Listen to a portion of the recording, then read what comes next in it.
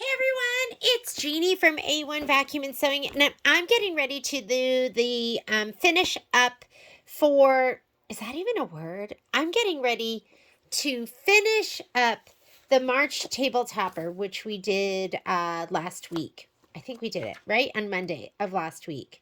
Or something like that. So here it is. It's so adorable. I have finished, these are the deck of cards. These are the pieces that go in the middle. And then I have my little gnomes. I didn't even finish the chenille end of this, I'm seeing. But whatever. I'll do that later. Make sure you have your chenille brush and you get it all nice and roughed up. And now what I have to do is I just have to do the corner blocks. So these blocks right here. And then I have to do the, we already did this. So we already did the quilting on the inner parts. And then I have to do the outer blocks and put it all together. I also put together my, my backing. So what I do with my backing is I usually piece it all together. So I grab whatever pieces are left, and I just had stuff in my stash that I used up too. So here is my backing all put together. I'm going to do it this way. It just has to be 24 inch by 24 inch. I haven't cut mine down yet, so it's going to look bigger than the 24 inch by 24 inch, but here you go. Give you an idea of what it looks like. Most of this was left over from this project, but then I also had, like I said, some stuff in my, I have like a Kimberbell scrap, like tote with a bunch of scrap pieces of fabric. So I'm going to do the corner blocks, and the corner blocks I think are best in either your 5x7. So you can put it in your 5x7, or you can put it in a 6x6. If you don't have a 6x6, then go ahead and put it in your 6x10. I've been collecting hoops, so, each year, I've been embroidering for a long time now, so each year, I'll just grab a hoop if I need it. So the 6x6, I don't use it a lot, but when I want to use it, it's nice to have. But again, this will fit into your 5x7, so I'm going to go ahead and hoop this up. I left these on here so that I could do my next hooping, and I would, be able to utilize the muslin, but you don't have to, you just need to keep one on. So just because there's so much weight, I'm going to flip this around and I'm going to cut the other three off. Once we're done with all the embroidery, I will trim all of these. And I like trimming it from the back so I can see, so I can cut like kind of in the middle and I'm not cutting the top fabric. So I'm going to cut from the back. And everything I do is just what I do. There's lots of other ways to do this. And it's not like there's one right way of doing it and everything else is wrong. There's lots of different ways of doing what I'm doing. And if you're just watching one of these videos for the first time, anytime there's quilting like this, and I use muslin instead of stabilizer. Stabilizer that you would use would be the no-show, and like these hoops, again, that's the top. The arrows point up and the little bump. Those go up to the top. And for me, the perfect hooping is when a little bit of the last block will show on the top. And then I go, oh, perfect. Because you have a little bit of no-sew. Let me get that up there. There we go. Something like that. See where you have a little bit peeking out? I'm at an awkward angle. I'm trying to get around this. I'm going to put this to the side. I know that's sideways for you here. I'll turn my hoop. Okay. I think I'm in and I'm good. I'm going to just take my fabric, pull in gently just to make sure there's no ripples. Everything's nice and flat. Let's go to the machine. Okay, so I put my hoop on the machine. Let's go ahead and load our design. So we are doing, let's see, Cuties quilting, and we're doing the bitty blocks. And the bitty block that we're doing, we're going to do block by block so we know where to place our batting. And here's my spreadsheet right here. We're going to do bitty block clover. That's going to be this one. Go ahead and set it. And let's choose our hoop size too. So I've got my 6x6. I don't know if all machines recognize the 6x6. Sorry about that. But I'm going to go up here. And we're going to choose 6 by 6 right here. Okay. Which tells us how much room we have. And again, you can fit this in the 5 by 7 as well. Instead of adding, I'm going to go edit. And this makes a copy. Might as well spread it all the way out. Makes a copy. And it's going to stitch in the order in which I lay these out. And there we go. Let's go ahead and clean these up a little bit. Move. I'm going to snug them all the way up. We'll save some room.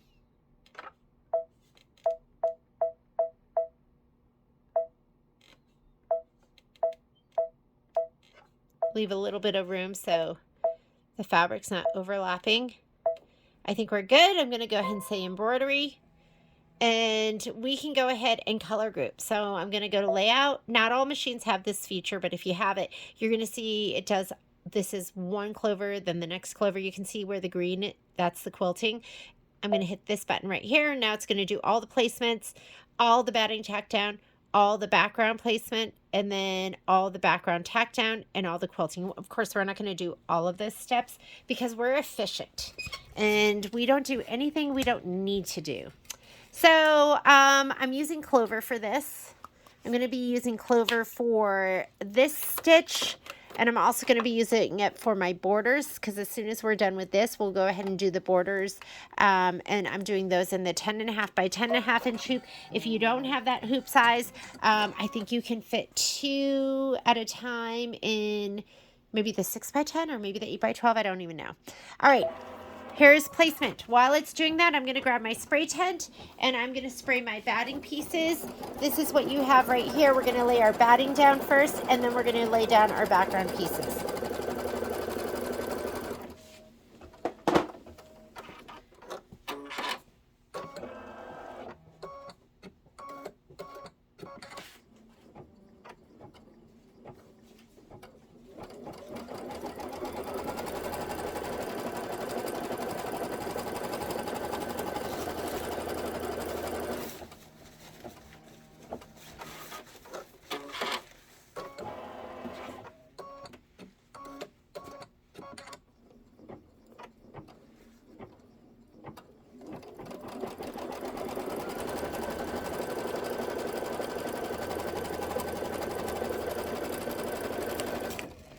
Here is my spray tent right here.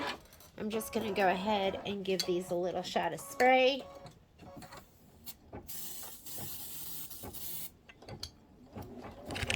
You don't want to go crazy with the spray, just enough where it's going to stay down.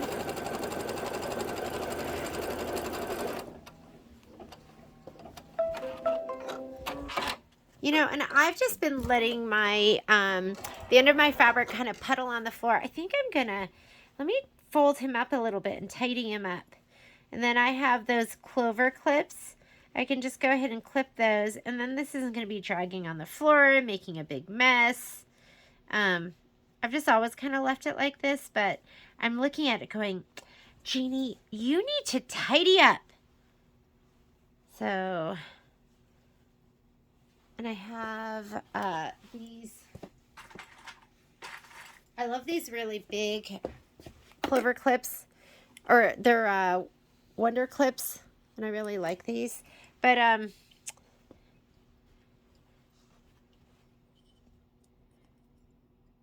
going to put one on either side, and I think that's better. What do you think? Does that look so much nicer?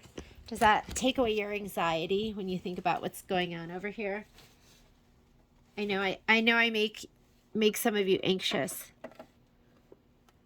So we saw Pat yesterday, and Pat's from Unique Furniture, and we're redoing, my sewing room's going to get a makeover. I have a ton of scrapbooking stuff in here too, and Violet uses a lot of it because for speech and debate, she has to do like boards, and anytime she has a presentation, she just comes down and gets like whatever pretty paper she wants or any like embellishments. But I really don't use this stuff, so I was thinking I can't get rid of it. It's just not me. Okay, next step, these are filler blocks. So these aren't background blocks. So it's a little bit different. Once you've done that, we're going to go down here and fast forward.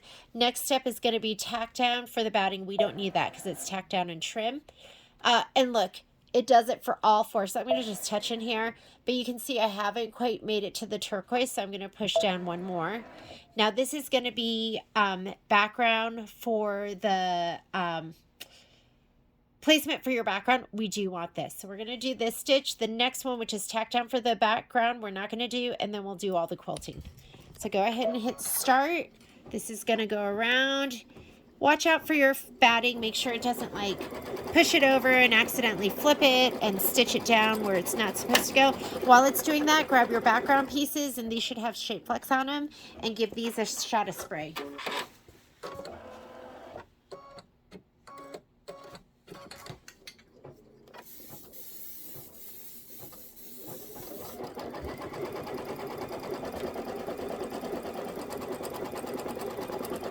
So I'm anxious about my makeover. We're really doing a makeover for the room, but I'm hoping it's going to give me, I feel like I have a lot of like tchotchke kind of stuff, and it's all over the place. Like, I don't know, like my chenille brush and my Aunt Pam's sponge and my bobbin boats and all of that kind of stuff. So there's going to be a lot of drawer space, and we're actually going to film the makeover, meaning we're going to like do an elapse video. I'm a little bit scared about letting you into the sewing room.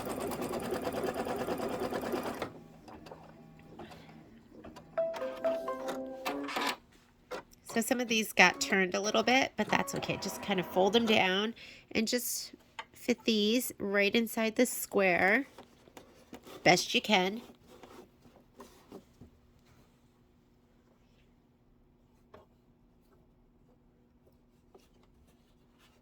If you can get the edges to stay down too. Sometimes I spray these kind of liberally so everything lays down. And we're going to skip the next step. The next step is the tack down for your background fabric. We don't need that, and it literally will go right on top of the last stitch that we did the placement line. Are you all excited about Oh So Delightful? That is going to be our next big sew along. We are going to finish up, we're going to be finishing up Tweetheart. And I actually brought all this stuff to start cutting for Life is Better in Full Bloom, because that's going to be happening too. Okay, we're skipping all of that orange.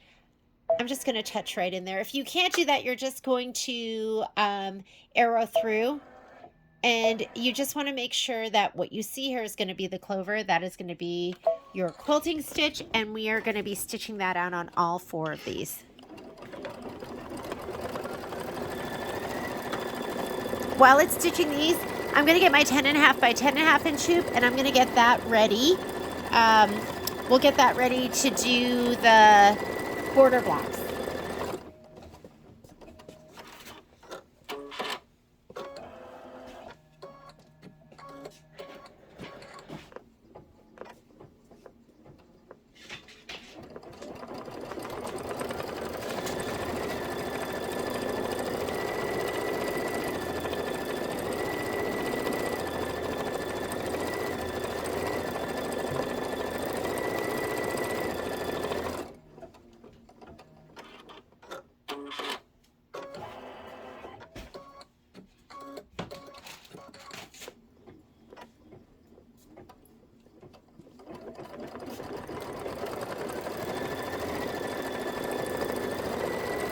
We'll press these out when we're done. Here is our 10.5 by 10.5 inch hoop. Now I had somebody recently who purchased a Luminaire, and they were convinced that they didn't have this hoop because they were measuring. I think people are confused about how to measure these hoops. You can't really measure because the 10.5 by 10.5 is your embroidery field that's going to be inside the hoop. There's a little bit of no-sew area, so what you have to depend on, it actually says it on here, only 2 of the hoops have this lever, and that's going to be the 10.5 by 16 and the 10.5 by 10.5. If you look right here on this part of the hoop, you're going to see the measurements in millimeters, but you also see it embossed in inches. And I think it starts with, let me grab this one. I think it starts with the 8-inch hoop. So this one is a 6 by 10. It's the one that looks like an egg. And if you get confused, then use a labeler and label it, or you could even write with Sharpie. I don't like to write with Sharpie on my stuff. I don't know. That's just me. I like it to stay nice and neat. And then when I'm done, if I ever sell my machine, the hoop goes with it. I can just peel off my sticker with my name on it. But this is going to be your 10.5 by 10.5 inch hoop. It says it right here on the bottom of the hoop. So let's go ahead and hoop this up. My other thing is done stitching. So you should always be taking this lever and lowering it, you know, down this way. I'm going to go ahead and put this in.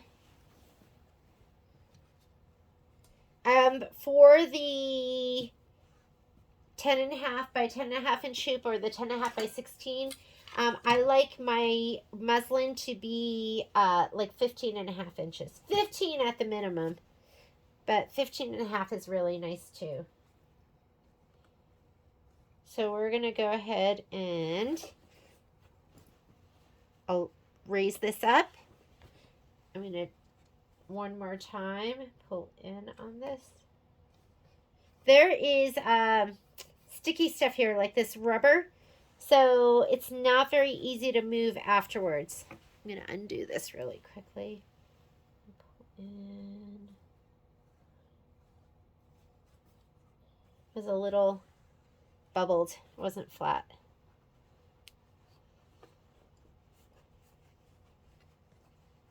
Okay, that looks good. Let me raise that up. So when you take that lever and raise it up, it should be snug and, I want to say, resistant to going up, but not so hard that you are cranking it down. Like for me, can you see where it was easy enough for me to raise it up, but it wasn't a true struggle.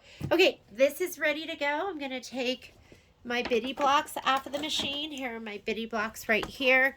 All of this, I'm going to pop this out. These are going to be ready to press.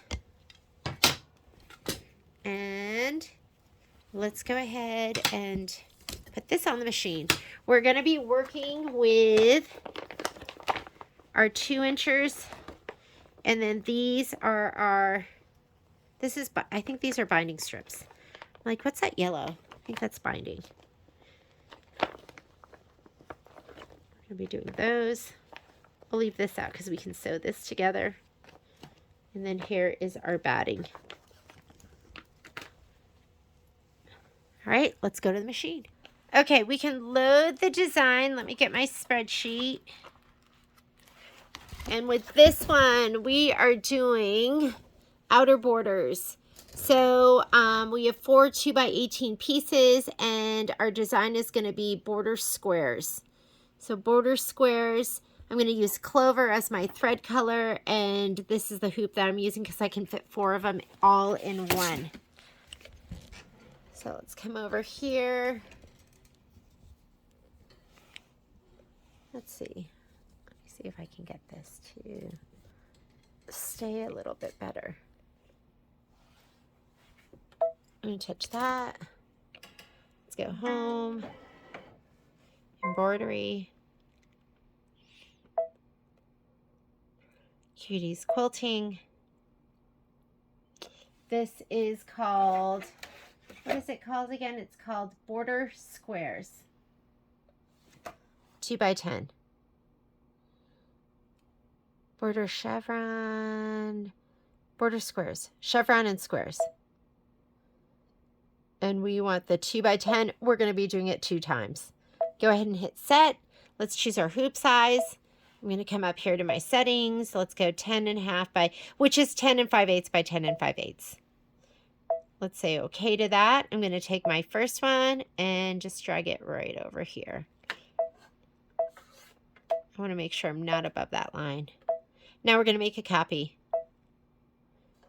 I'm not going to move it with my finger because it might move the one underneath.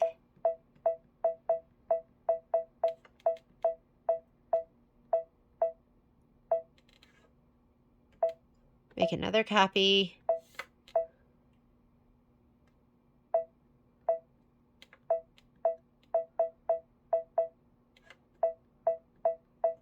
And we'll make one more copy.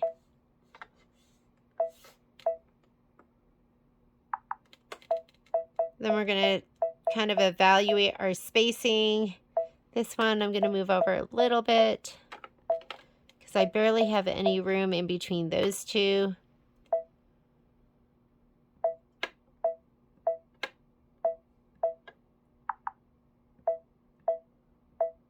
Actually, there. And that looks perfect. I'm going to say okay. And we can go ahead and put this into memory. I can't remember if we need to change this at all when we do the next one, but I'm going to go ahead and put into memory on my machine just in case we can use it again. And let's go embroidery. I am going to go ahead and let's color group. So behind the layout button, and yours may say edit if you're on like the Destiny or the Dream Machine. I think you have color grouping on those, and you can go ahead and hit the edit button. The button that you're looking for, that's going to be your color sort, is going to be this one where you take 2 colors to 1 color. And it's taking all 4 of those placement stitches and making it happen all at once. And color doesn't make a difference right now. I still have clover in from before. I'm just going to go ahead and hit start. And then let's grab our big box and we're going to spray it and lay down our batting pieces.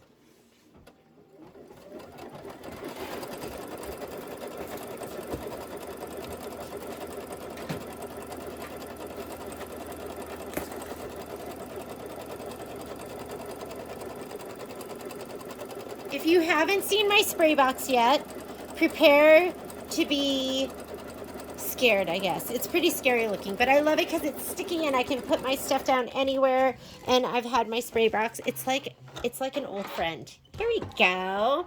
Look at you, spray box. You look gorge today. All right. We're going to go ahead and I'm going to lay these down, and I'm going to take my batting and just lay it right down the center.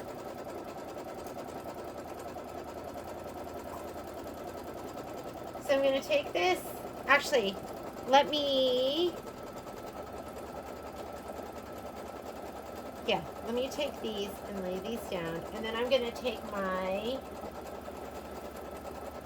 batting and I'm going to lay them right down the center of these, and I'm going to lay these down all at once.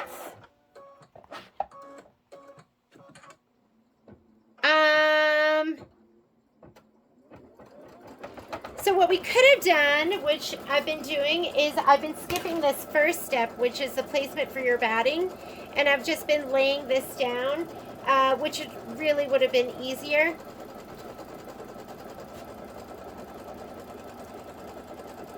And then we just do the tack down. Let's do it both ways. Sorry, was just on autopilot right now. So we're going to just lay down the batting because I'm doing the batting placement line right now. So let's just spray these, and I didn't trim them. I'm just going to lay them down as is, and I'll trim it as I go. I find that with batting, sometimes I under trim or I over trim. I never trim it like just right. So I just trim it as I go.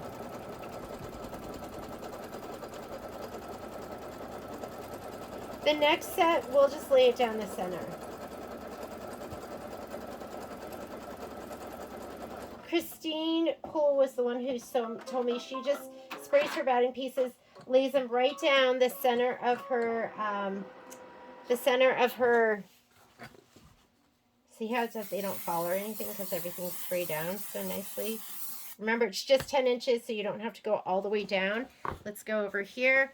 We're going to lay them down, and then we're going to do our placement stitch for our background fabric. When we do the next step, we're going to skip this, and we're going to go straight to step number 3, which is placement for our background fabric. But since I already started these, we'll just lay them down. You want to go right down the center. Our goal, efficiency. I wasn't being super efficient just then.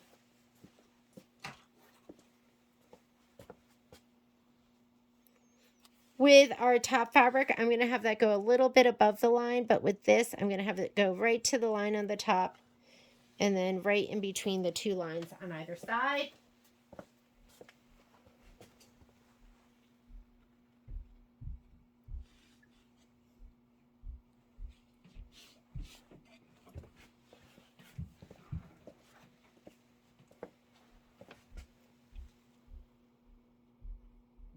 Okay, let's go ahead and do our background tack down. The thing you have to be careful with is that it doesn't catch the bottom of this. It doesn't catch the, when the foot goes across this. So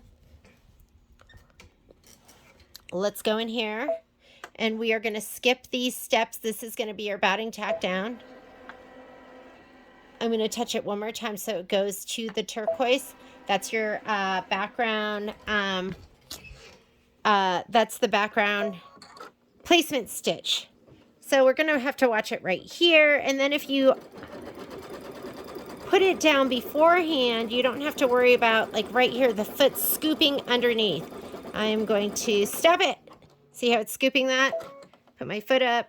Okay, there we go. And now we're up and over. Otherwise, it's going to scoop the fabric.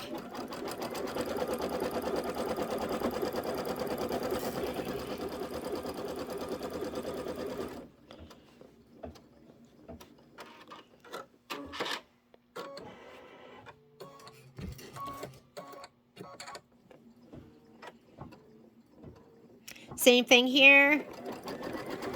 It's really when the foot goes across down here to go over your batting, go ahead and stop. See how it's pushing it right there? I don't know if you can see that because I don't have it close up. So just put your foot up, just push it down, and then put your foot back down and start. But you've got to stop it here or else it's going to take that batting and it's going to fold it over and smush it down.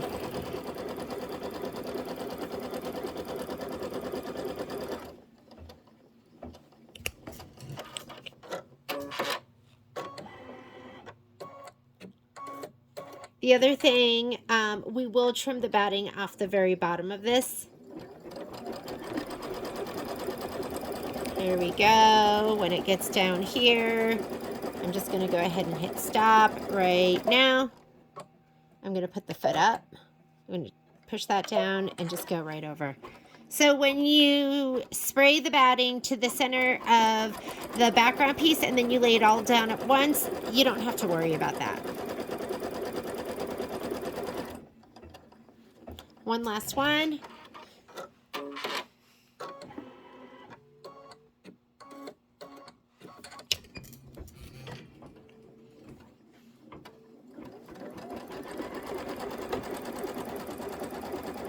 Okay, get ready to stop it right here. Whoop, there we go. I'm still pushed a little bit. All right, I'm going to get my applique scissors. I don't really have to worry about any of that anymore.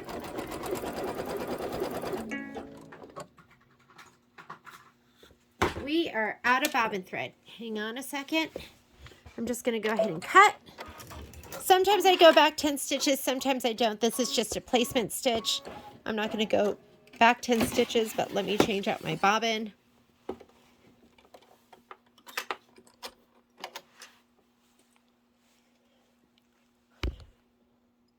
I used to like want to use every last bit of every last bobbin of every last spool of thread. Well, I still want to do that. But when it comes to these bobbins, my pre-wounds, it's going to have a little bit of thread left on there. And I've just had it tangle and pull sometimes, so I don't even worry about it. I just throw them away. As soon as it tells me it's done, I just go, okay, you're done. We're not going to worry about it.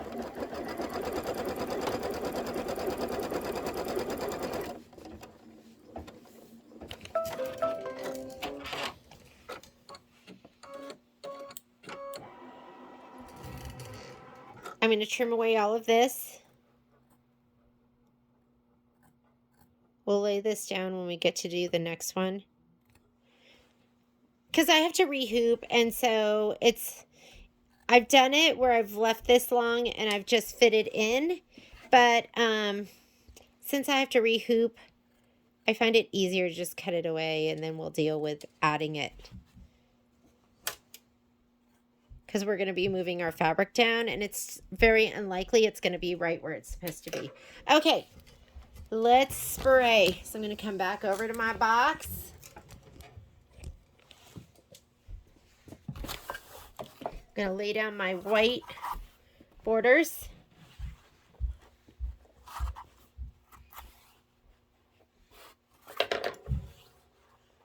And I'm going to lay these down, fit it right inside that placement line, and there's going to be a tack down stitch.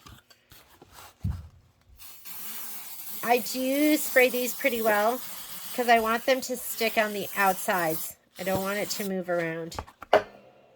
Usually I spray lighter than that, but with this kind of stuff, I want it to stay right down in between those two lines. I'm going to go a little bit above that line too, about 1/4 of an inch. And I'm going to move the camera to a side angle so I can put my head where I need it so I can see. Okay.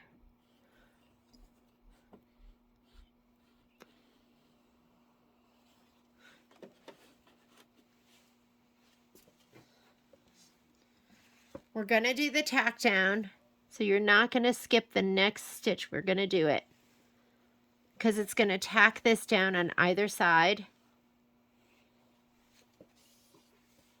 And then we'll do the quilting. And then we will rehoop and do it one more time.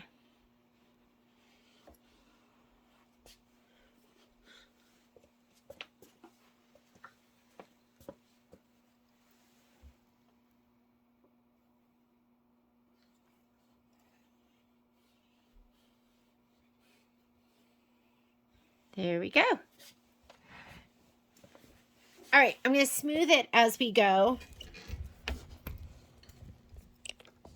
I need there to be like the bed of the machine under here. And don't be afraid to stop it if you feel like you're getting some kind of buckling or it just doesn't look right. Stop the machine.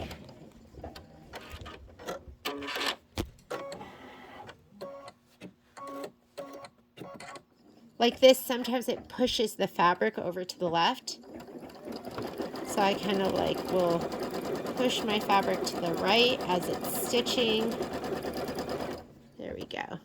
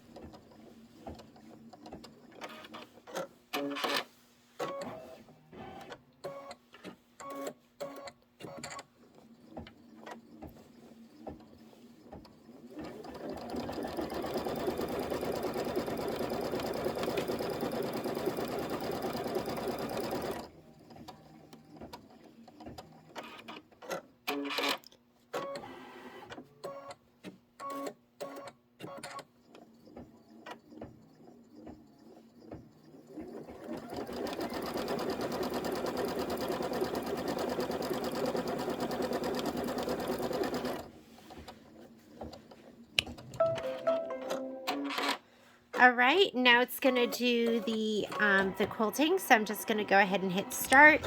It's gonna be, looks like 3 minutes of stitching or 4 minutes of stitching, and then we'll be ready to rehoop.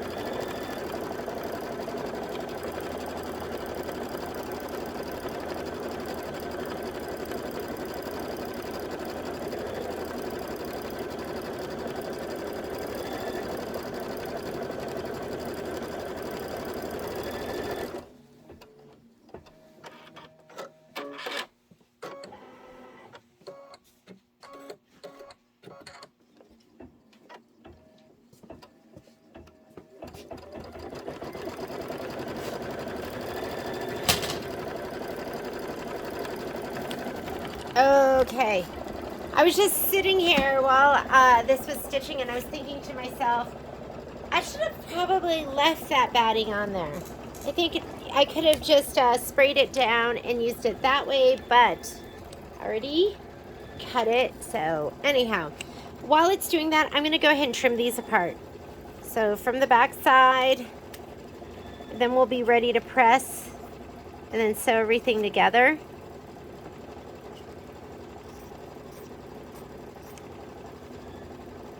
Here are my little shamrocky gnomes.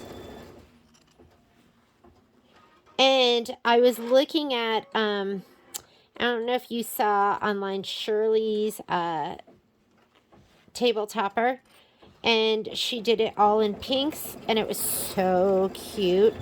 And she said she used a layer cake, and I was thinking, because they have you cut these squares, what is it, 13 and a half inches or something like that, and you really don't need that much. Like, I cut 10 and a half inches, the batting 10 and a half inches, so I can see the 10 inches totally working. That was just a thought too for the next one. I don't think I'm going to be cutting my fabric quite as big. It's just kind of a waste of fabric.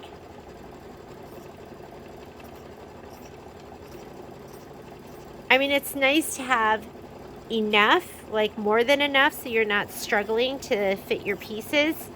But I don't like it when there's a lot of waste and you're just throwing fabric away.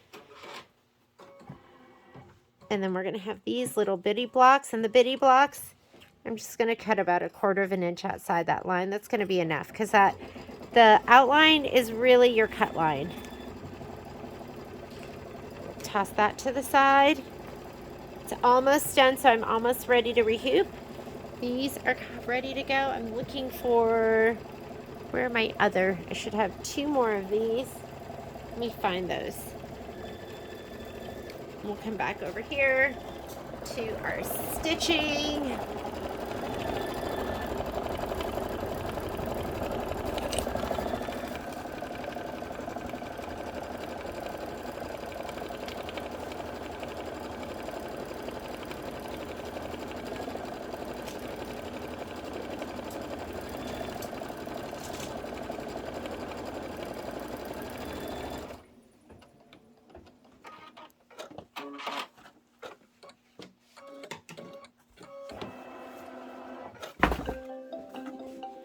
All right, let's pull this off.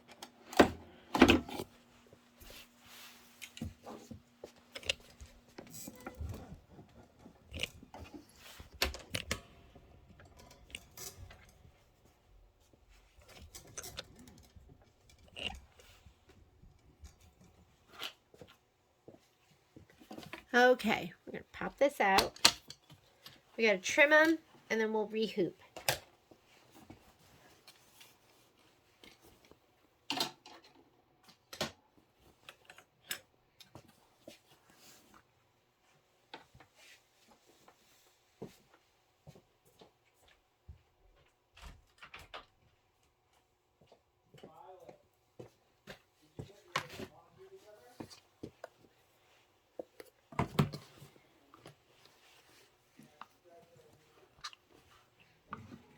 So I'm going to fold these all back. Just going to kind of eyeball, and you just want to make sure you do not cut that fold.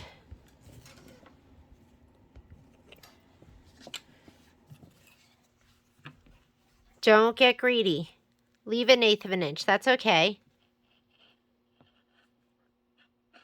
And even if you leave a little more than that, if it's not straight, whatever, it's totally fine. You could use your ruler too if you want. We can fold these back. I can lay my ruler down on top of it. Or if you have the George ruler, which kind of has like a little lip that covers that over. But whatever you want, whatever you do, do not cut that fold.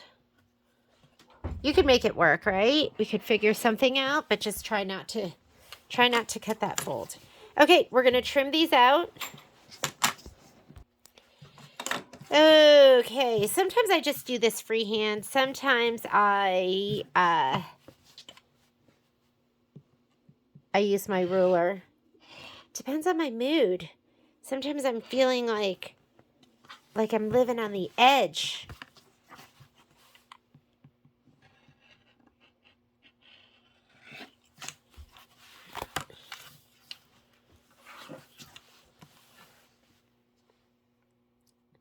I just got another Creative Grid ruler.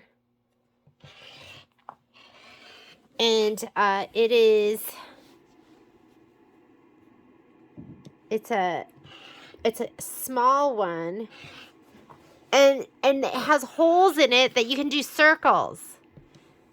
I haven't tried it yet. I'm not really quite sure how it works. I didn't even, whoops, did you see that? I didn't even know I was ordering. I just looked at the size of it. But it might be really exciting. Because rulers are exciting. There's nothing better than a great ruler.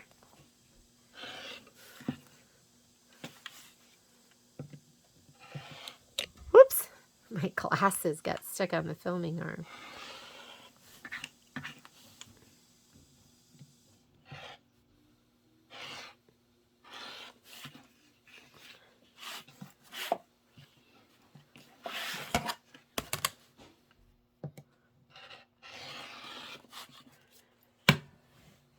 All right, let's hoop it up again. We're going to do the same process. You still have to, there's a 2x7 inch, but there's no 2x8 inch. So you have to go ahead and load the same design. We already have it because we saved it. Wasn't that smart of us? And it should still be on your screen too if you haven't cleared your screen yet. Let me grab my hoop. We're going to go ahead and hoop up again.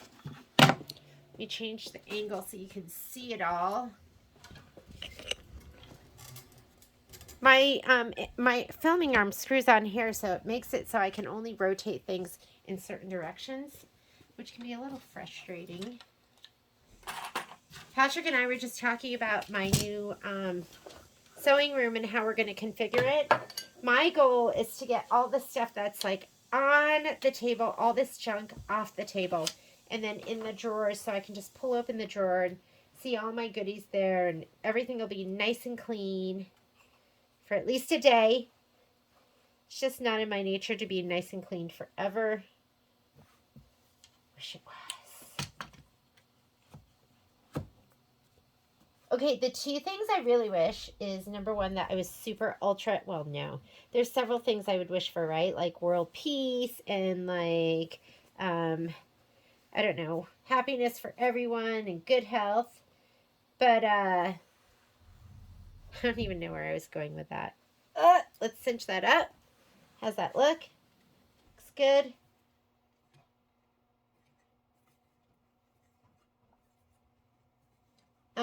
But I do wish that I was a really amazing dancer. That's something that I wish, because I'm not. And then the other thing, I wish I was super organized and clean and neat, which I'm not. I'm not like dirty, but I can make a mess in like two seconds. 2 seconds. Alrighty. We are ready to go. We don't even have to enter the designs again. I'm just going to say, okay, let's go ahead and hit start. It's going to do the placement. Oops, wait, we aren't doing it that way, remember? Let me go ahead and cut that. What we're going to do this time to save ourselves some time is we are going to just do the placement line for the background fabric. We're going to spray our batting down the center of our background fabric. So we're going to go, okay, right here. And this is placement for batting. That's tacked down for batting. We're not going to do those. We're going to go right here to the blue. And just to make sure I'm right on the blue, there, orange, blue. I didn't want to miss any stitches. This is going to do the placement stitch. Let's go over here to the spray box. What we're going to do, we're going to take these pieces. We're just going to spray. Is that still a little tacky? We want this side. Just about 8 inches. We want the smooth side up, because the smooth side is going to go against our, smooth side is going to go to our background fabric. I'm just going to straighten this out. It's a little crooked. Smooth side up.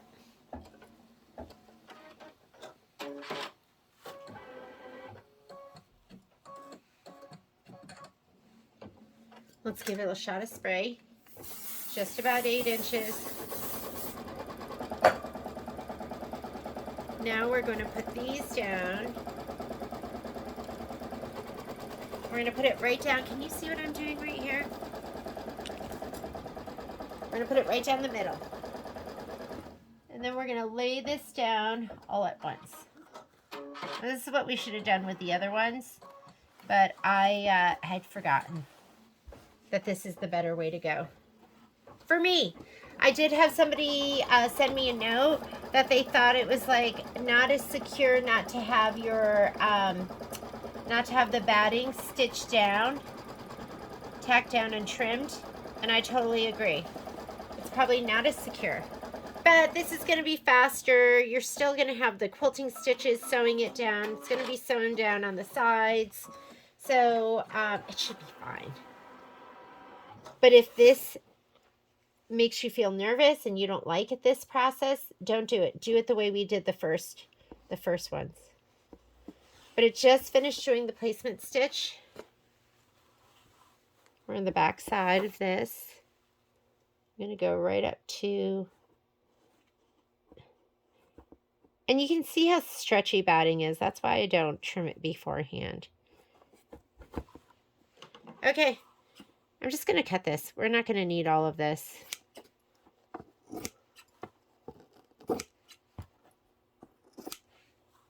Save these for later. We're going to spray it one more time because these have to get... I'm nearing the end of my can.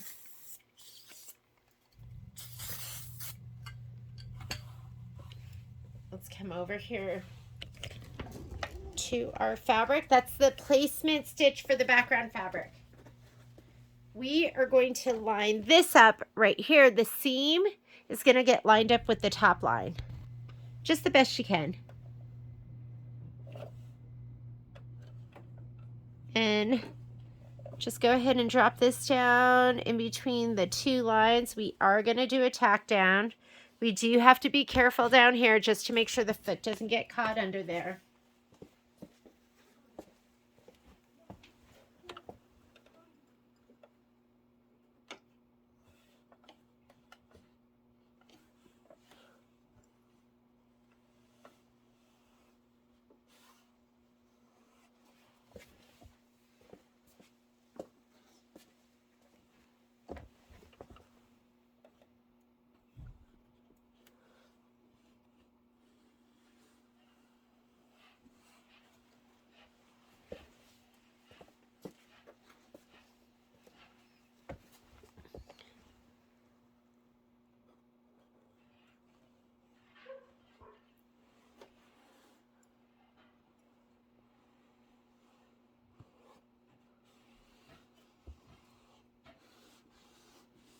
And there we go.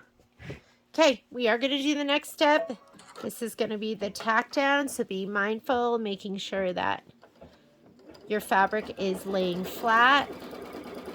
And I'm just kind of pushing down on it as we go. We need to watch out on this side. I'm just going to go ahead and just make sure I'm going to push down with my finger. And I'm going to keep my finger, my other hand here on the start stop, just to make sure.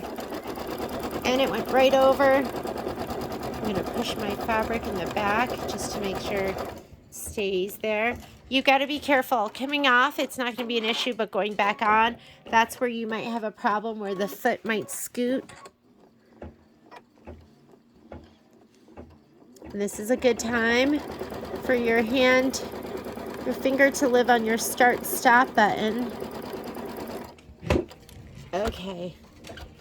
And then right here, I'm going to push this down And I'm going to put my finger on the start stop, and just in case. There we go. We're on.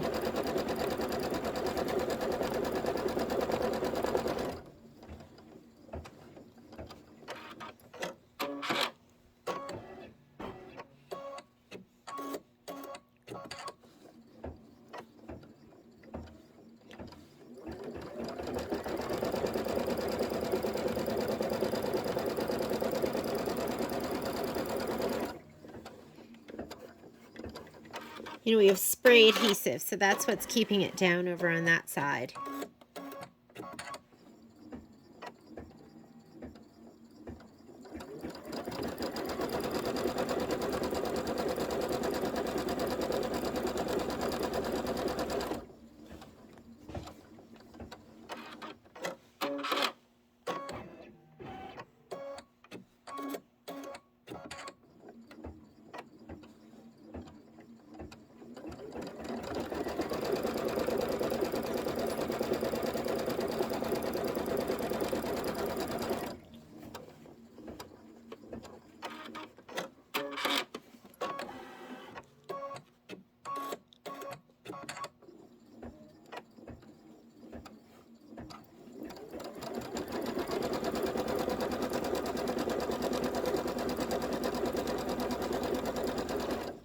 There we go.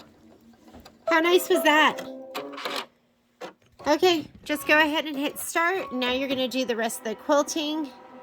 We do have to be mindful of this bottom area down here, and I'm going to stay here and attend and just make sure the foot doesn't accidentally scoop underneath that fabric. So I'll keep my finger here on this start stop button, and I'll kind of pat it down.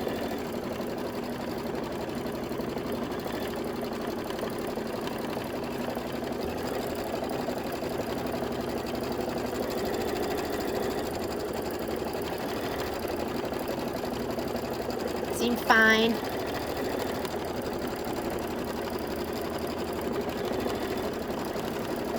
Just gonna make sure all of this is pushed down. This is a better stay and attend. Don't walk away.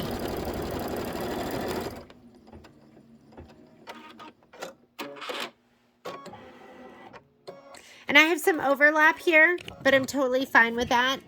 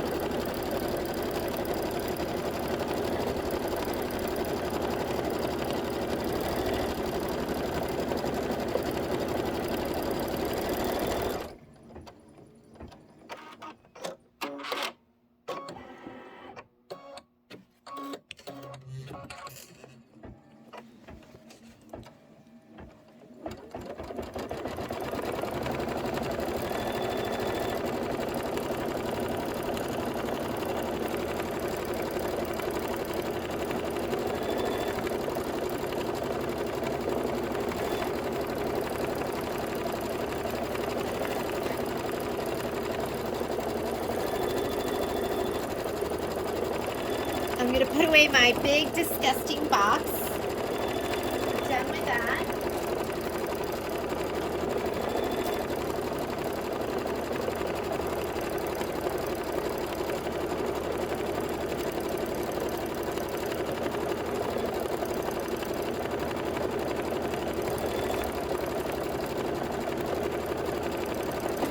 After this, I'm going to do my my homework for Tweetheart.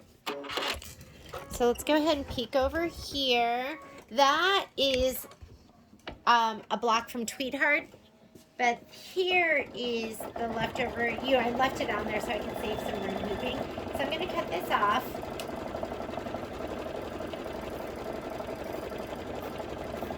And again, I'm cutting from the back side.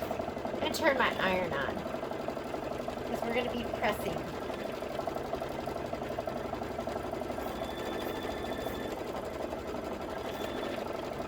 If I was like, if I was going to be, stitching out all the cuties out all at once, I would do all my triangles all on the same piece, flipping them from side to side.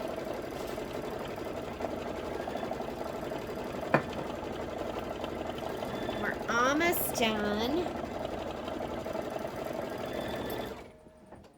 We'll be ready to trim those out. And my other yellow pieces. Get those too.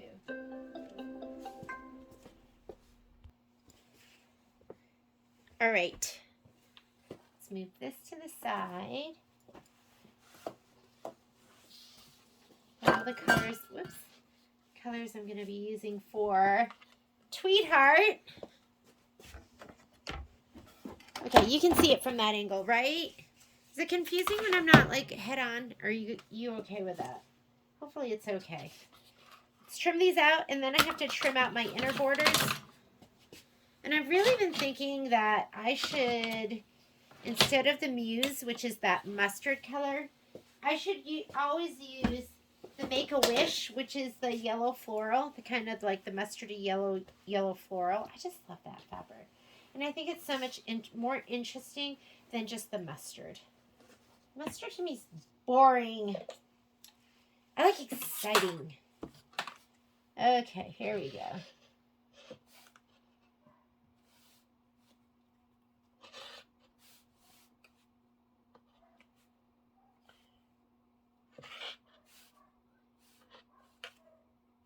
It's not totally straight.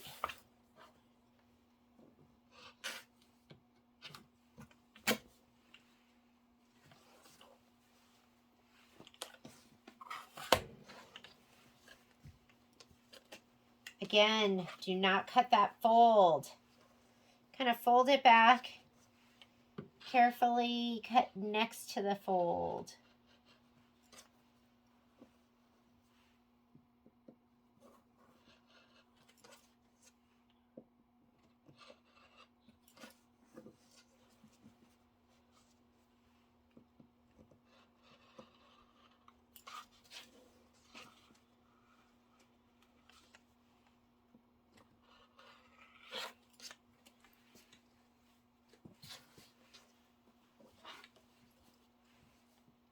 If you want, like I said, sometimes I find it easier just like cut without the ruler, just because the fabric sometimes is not straight.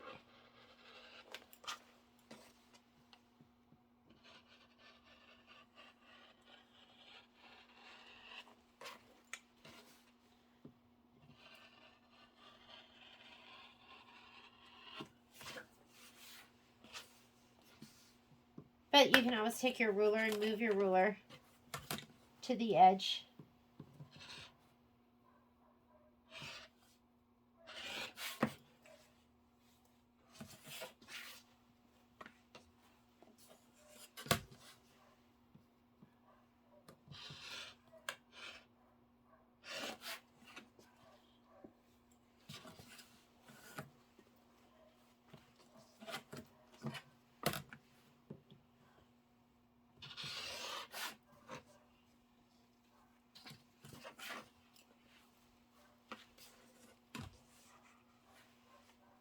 Sometimes I press these before I trim. Sometimes I trim these and then I press. When I'm doing the my blocks, I always press and then trim. But these are border blocks, and they kind of move and stretch, and they do their own thing. All right, so here are these. Here are those. This is a block from Tweetheart, but on the top are my inner border blocks. So I'm going to cut these off.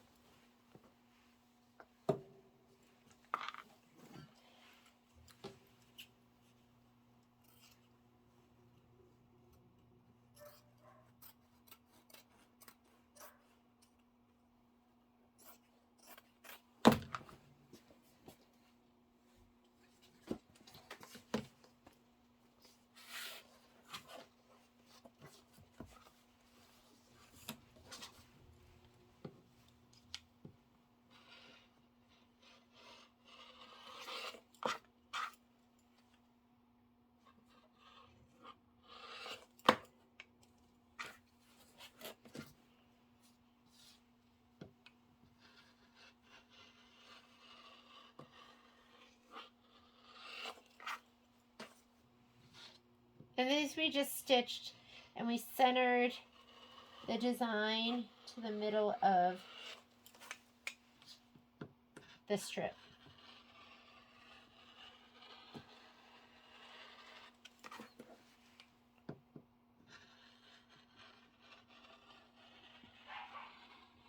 And you gotta have a steady hand to cut like this. If you do not have a steady hand, definitely go with a ruler.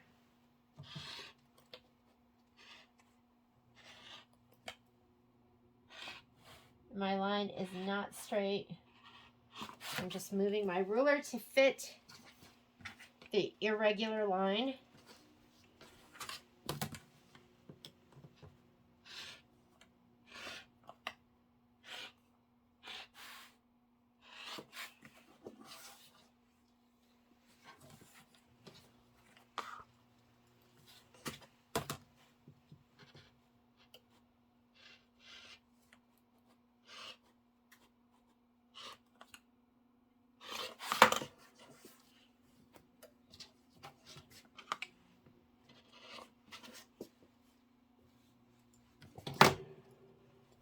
I was reading something.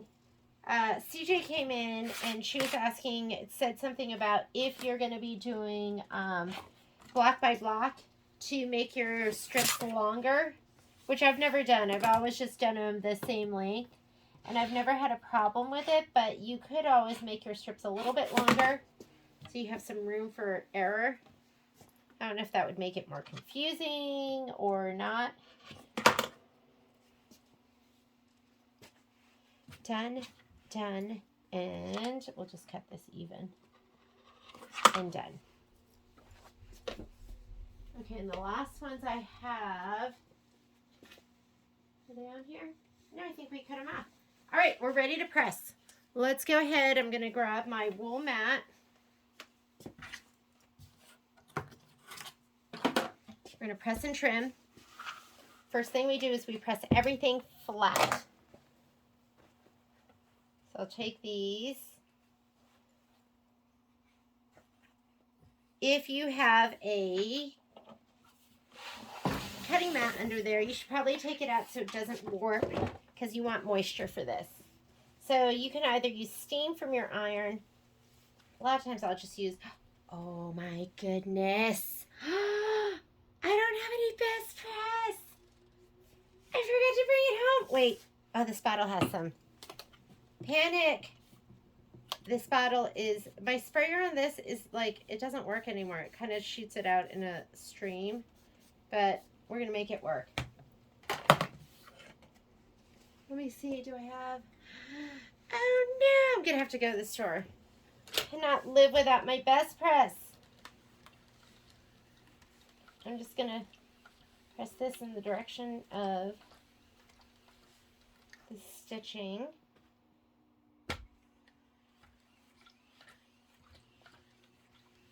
Or the length of the, I'm going to press it in the length.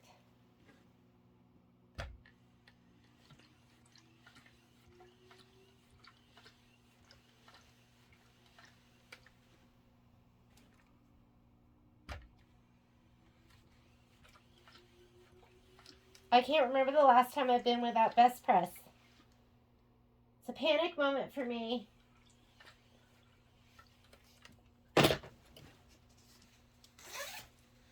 Okay, it's heating up.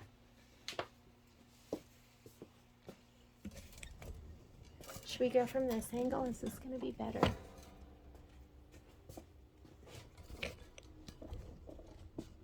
Here. Okay, let's do these. Can't believe that.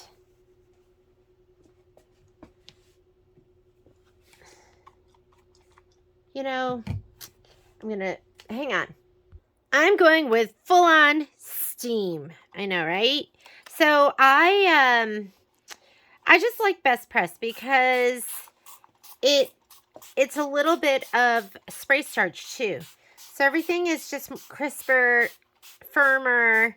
To me, it sews better. But what do you do when you run out of best press and you don't feel like getting in the car and driving for 15 minutes to get to the store, you just work with what you have. And the other thing you should do is what I just did just now. Don't do that. I should have pressed in the direction of the stripes first, and it's not a huge deal. I'm just going to press these in the direction of the stripes first, because you don't want to distort. And if you look here, you can see like my stripe is a little bit, do you see it comes out like that a little bit now? You want to go in the direction of your stripe.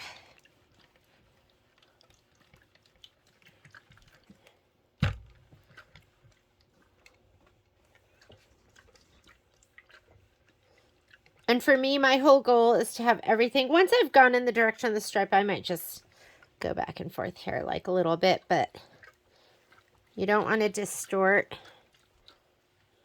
your directional fabric. Stripes are directional. Okay, let's go ahead and grab the rest. I'm going to turn them right side down, and I'm going to get it moist.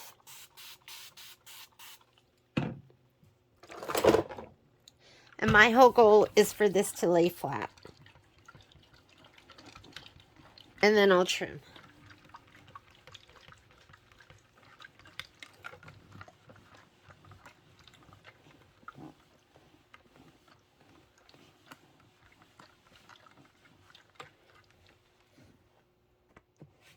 If you have to give it a little press from the front, that's fine too. That looks good.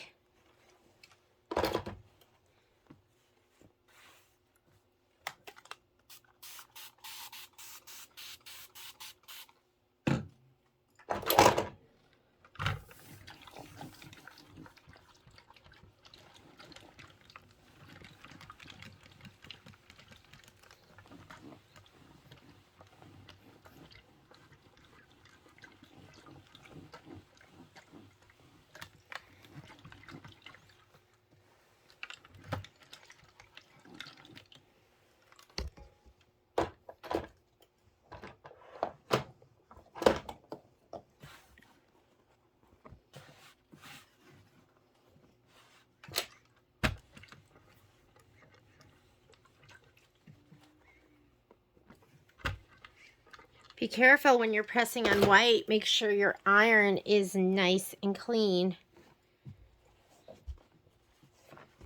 See how these, I mean, there's nothing flat about them. But with a little bit of moisture and a nice hot iron, preferably best press for me. Whoop, sorry, that was my head.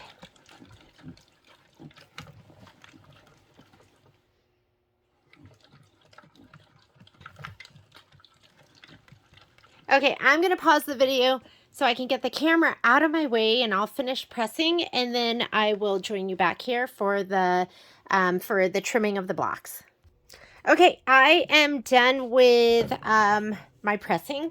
I'm going to grab my rotating mat. Let me slide this back under because this is where it lives. I'm trying to be tidy and put things back where they belong when they belong there. Here is my rotating mat, which I love. We're going to trim these down first. And if you look at your handy dandy spreadsheet, the deck of cards, those get trimmed down to 5.5 inches. And in the instructions, it says to trim them, I think you trim them with the pop ruler, and then you have to trim them again, which to me is kind of silly. So I'm going to use my, I have a 6.5 by 6.5 inch ruler. I'm going to use that. Now, something I really like about using the 6 by 10 hoop is it gives you a complete outline. So that outline stitch that you see right there in white, if you just frame this to that, then you'll be good to go. So it needs to be, again, I think it said 5.5 by 5.5 is the final size. So on my Creative Grid rulers, 5.5 is going to be in black, and I'm going to kind of frame it with the 5.5 to be around that. And I am going to move this to the side so I can kind of put my head straight over and look down. There we go. I need to be able to look down. 5.5 by 5.5. And that looks pretty good. Turn it a little bit. Frame it the best I can.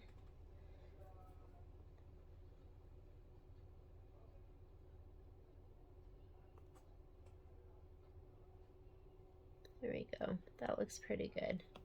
Okay, I'm gonna do 2 cuts. 1, 2. Move my ruler. Now I'm just gonna put my 5.5 inch lines right on the cut that I just did.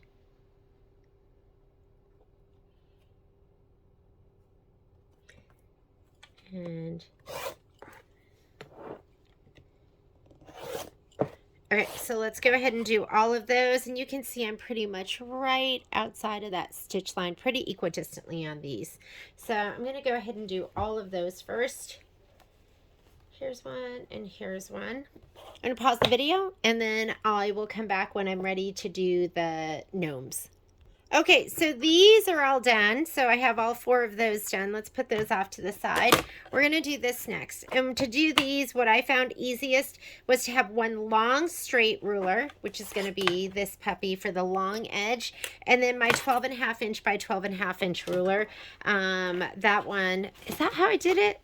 You would think I'd have this memorized, right? But you need a ruler that has like a long diagonal line. You're going to put it on this little hash mark here and then get lined up with these edges. Can you see those that are stitched out? I stitched them out in green. So I'm going to just take this and line it up. Get this lined up with those edges and then we'll trim that long line. So here are my little, those are your cut lines.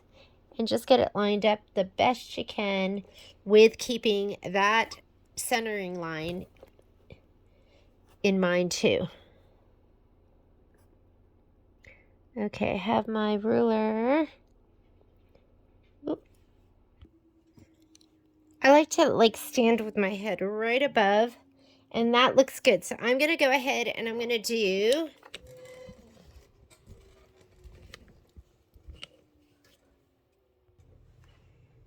all right, let's make the cut. Although I'm always nervous. I'm always like, is that right?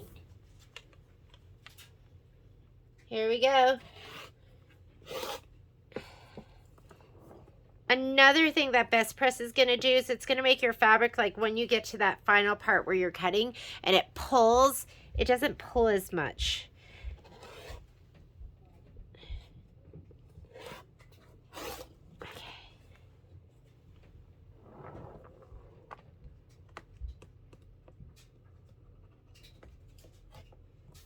Let's see if that's long enough. All right, so I have that cut. Now let's go ahead and cut here, and I'm finding that on my cutting mat because I'm trying to get the little point here and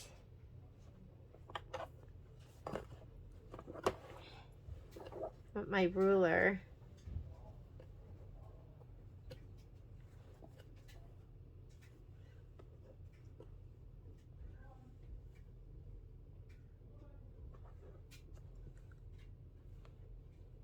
I'm using the lines on my ruler, so the centering line that goes this way.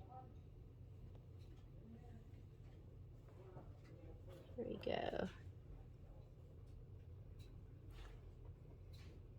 Here, here.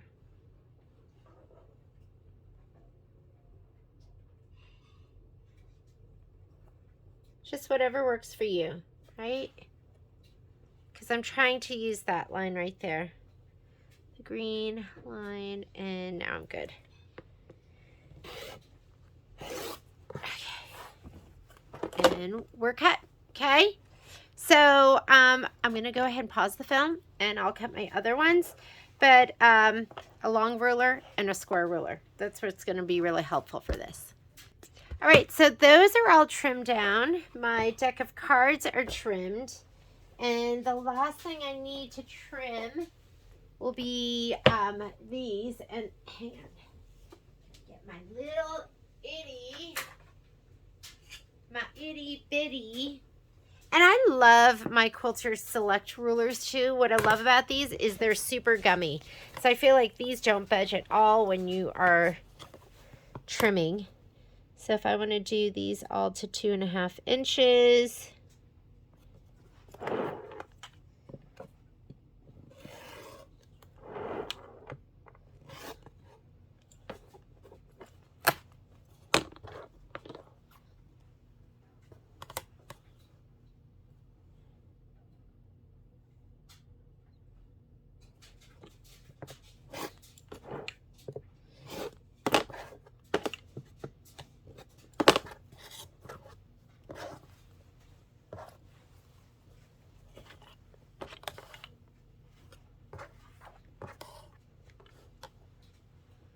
It's important for me to be able to stand over and look down from the top at the pieces that I'm trimming.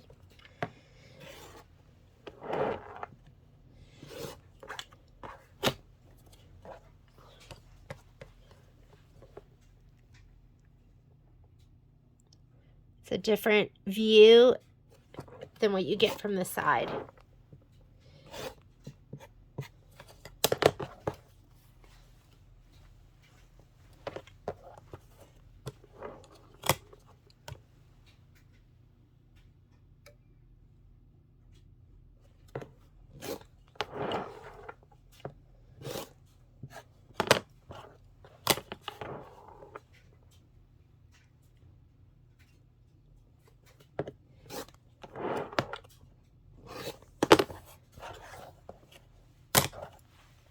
Last one.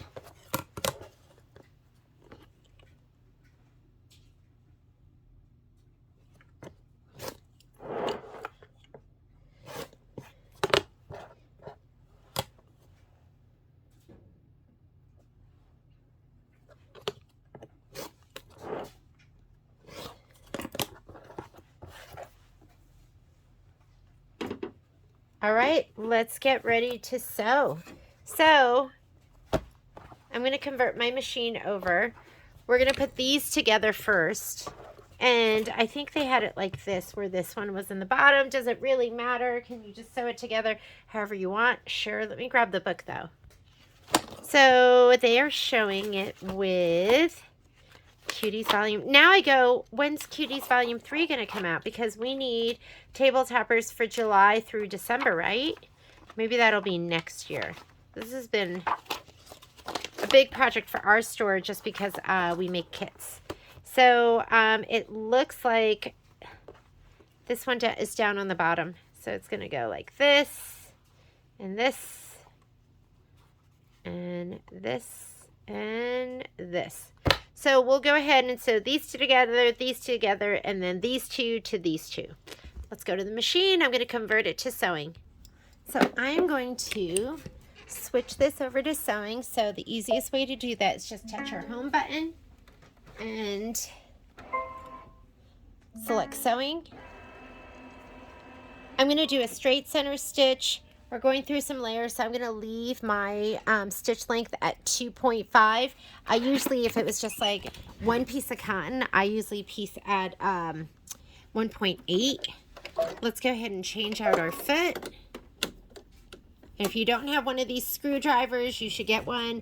You can get them on the website. It's I think it's under advanced screwdriver, but you have to be careful because this one and the one you'll get, they don't make the green handled one now. It's like this dark green, almost black. That is the part numbers CNADS2. CNADS2. But if you have a different machine that's low shank, then you want to get the one that is yellow. There's a yellow one, an advanced driver set for the yellow one. So the one that I'm using is for the big screw. Like there's a big screw here. The other one is for the other machine. So I'm going to go ahead and put my walking foot on. I'm going to hand tighten, and you always want to tighten it a little bit more with a screwdriver, just a tiny bit. Just should not be loose enough for you to undo by hand. I'm going to put a 1/4 inch flange on. This one right here. They just pop right on. And I'm going to take out my clover thread, and I'm just going to use white Deco Bob. I usually piece with white or gray. And you know what? I'm going to use my gray because look, we're almost to the end. We're getting close. Deco Bob is 80 weight, so it's half the width of your normal 40 weight, skinnier than your 50 weight, and so therefore everything is less bulky. Does that make sense? That thread, you've got to account for that thread in your seam. So I'm going to take these two pieces, fold them together. I'm not pinning, but I'm going to line up my edges. I'm going to start with my needle in my fabric so that nothing shifts. And I'll backstitch just a little bit. And we are going to just 1/4 inch these two pieces.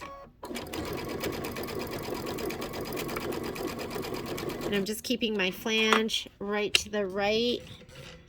You know, you're not completely head on. I'm just going to chain piece that. Let me grab the next two.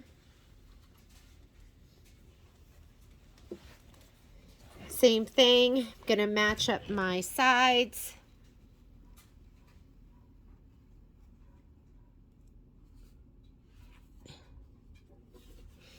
I have my machine set up to auto lift, which is this button right here. So the foot lifted up when I took my foot off the foot control. I'm going to just slot this in next to the needle. Go ahead and backstitch that. Sometimes I backstitch, sometimes I don't. It's going to get encased in the seam. If I'm like chain piecing, I do not backstitch. Turn your iron on, make sure it's nice and hot. Normally I would be doing this with best press. I might have enough. Let's see.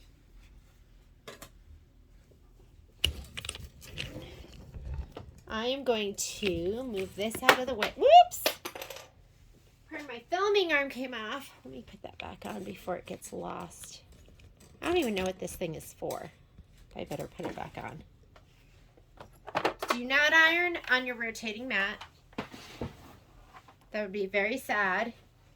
Here's my chain cutter. It's always nice to have one of these. I'm going to press this seam open. And I'm going to use my clapper. And I will try and use the rest of my best press in the purple bottle. So press.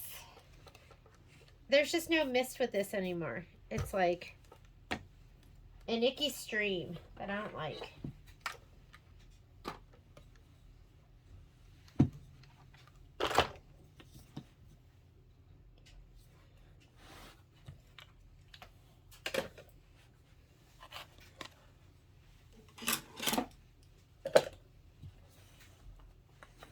When my kids were little, I can't remember what show it was from, but there used to be a cleanup song.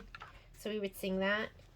Clean up, everybody, everywhere. Do you remember that?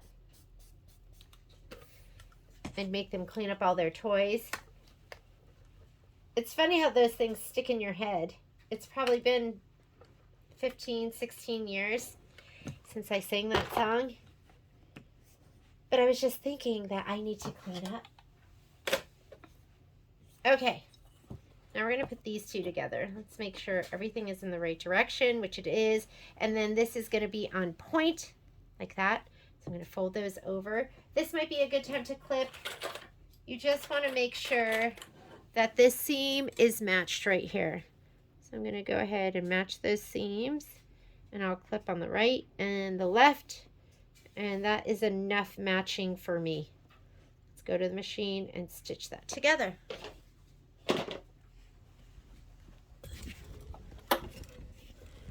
I just, there's going to be stitching in the ditch. And if you stitch in the ditch, you don't want to press your seams open because that needle can pierce those threads. However, when it's something thick like this, a lot of times I do stitch in the ditch.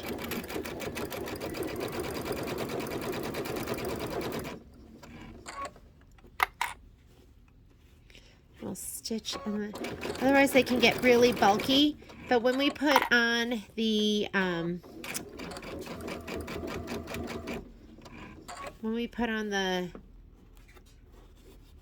our sides, the borders, sometimes they just lay really nicely folded back. So we're just going to do whatever feels more natural. Here, a little bit of a back stitch, and let's press it open. These are going to get really boring for you, huh? Maybe I won't film the whole next thing. I might just do, it might just be a sew along, and then that's it, because you know what to do.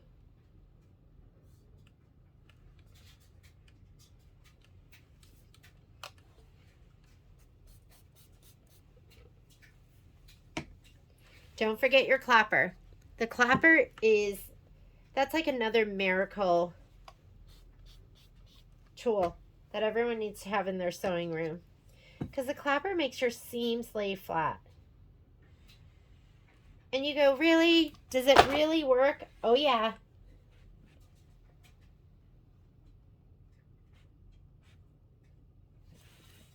I mean, can you see that? It's gorgeous. It's gorgeous. Okay, now what we're going to do is we are going to sew these on. 2 of them are longer than the other. There. You want to do the short ones first. So go ahead and sew those on, and then you're going to put the longer ones on. Okay? So I'm just going to go ahead and flip this over. Let's take this to machine and sew it on. And then we'll do this one too. And then we'll do the side ones. We'll come over and press in between.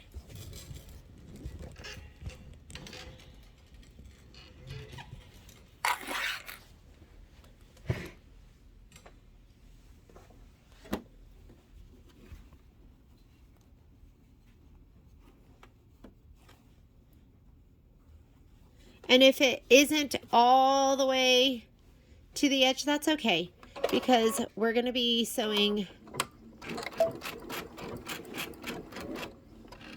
the other side down. And the other thing you can do is you can ease your fabric too.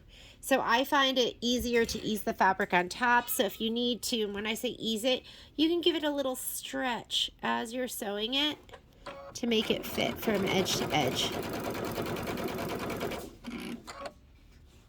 And I literally gave it one little pull, and now it's completely even.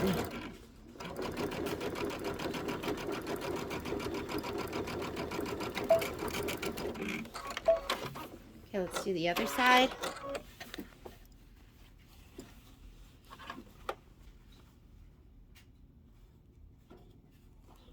There's a little piece of Momo here, right here. All my projects have a little bit of Momo and probably Poppy at this point. They have such different fur. Hers is like fluffy.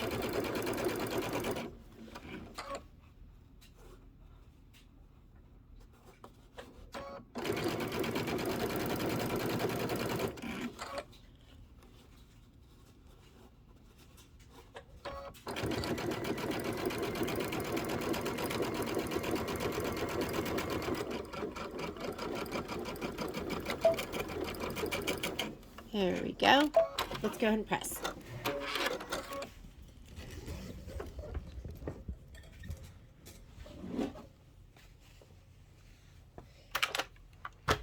I'm just going to set the seam. Just relax that thread.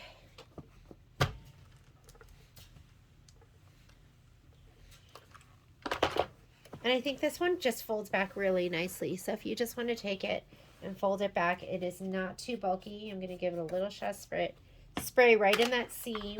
Just hold it back.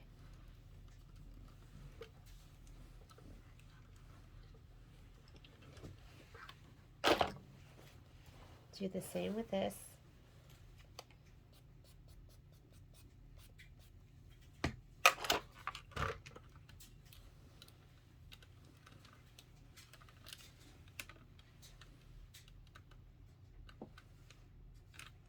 I'm seeing a little bit of that tack down thread, which I might pull. I think I actually pulled that out of the last one. Let me grab a seam ripper.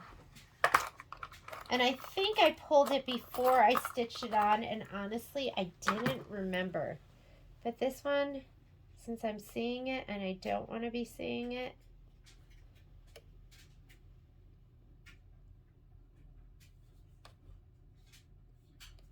as long as I can get that bottom thread. There we go. It's going to be much easier for us to get it beforehand. I didn't see it on the other side at all. The other thing you could do is you could kind of, let me grab my seam ripper. What I'm going to do with these, because that is really the 1/4 inch, I'm going to go ahead and take those out just on, I'm going to remove them. And if you cut the other thread on the other side, it makes it really easy to just lift this up. Do you see how easy that is? That's kind of my little trick. I get one thread on the front, one thread on the back, and then you can just lift up. And I also have a Kai seam ripper too that I could use. So just hold this here and just touch this to that thread. Whoops.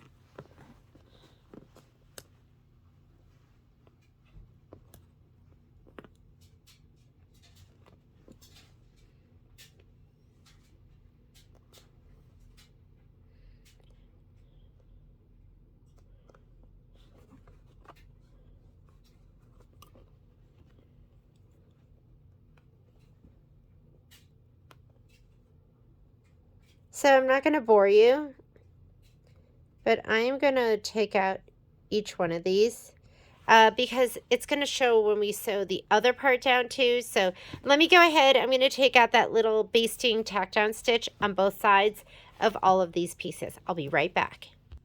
Okay, I'm taking out my last row of basting stitches. And for the, because this is March, for the April table topper, I'm going to have to remember that. We're going to have to remember that the basting stitch needs to come out. It's just, it's too far in. If they had left it like 1/8 of an inch, that would have been better, because that would have just gone in the seam. You could move your needle drop position over a little bit just to encase it, but then everything's going to be smaller. So just go ahead and take it out. Doesn't take that long. You want to take it out on both sides, and we are done. Where is, here it is. I love this. This is like the Pam sponge. So I love this, and I love my matte cleaner. When I really need to get it clean, that's what I'm pulling out.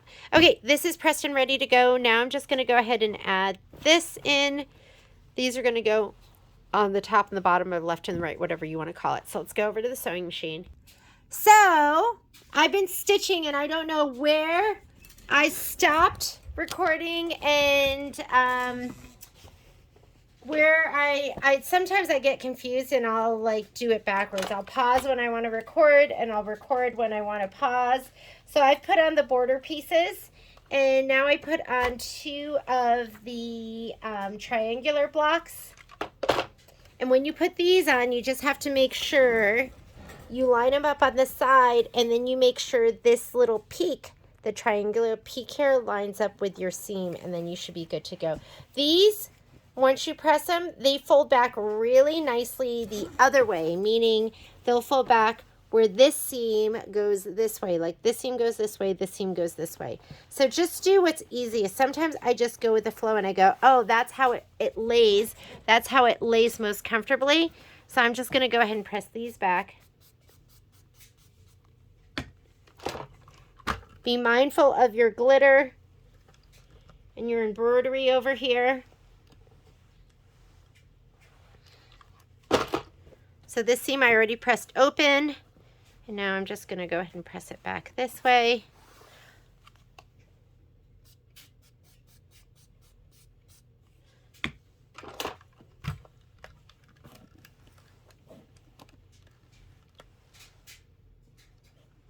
Just press it until it's dry. And now we're going to go ahead and we're going to add these two.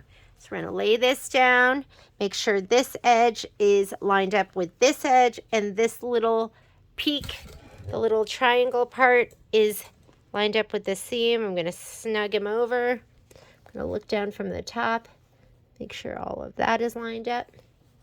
And that looks perfect. The top part looks perfect. I'm going to throw a clip in just so it doesn't move. Let me go ahead and do the other side.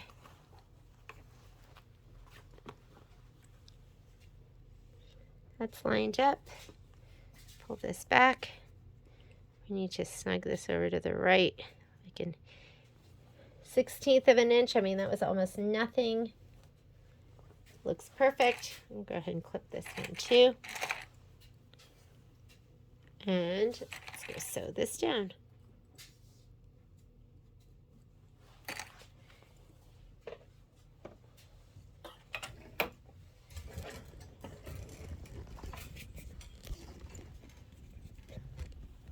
There's your side angle.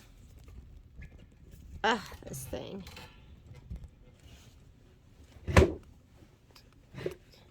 I love this filming arm. I haven't seen anything better, but it is sometimes a little hard to negotiate around.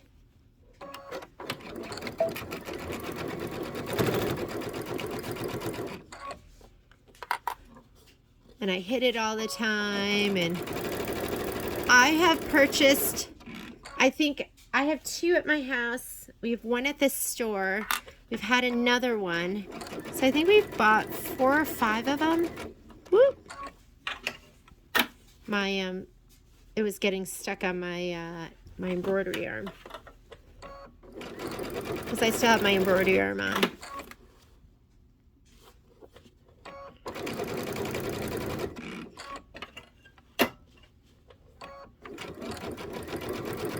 I cannot wait for my unique furniture because that is I think it's going to be easier for me to do stuff where I have larger projects. Not that this is a large project, but when I'm quilting.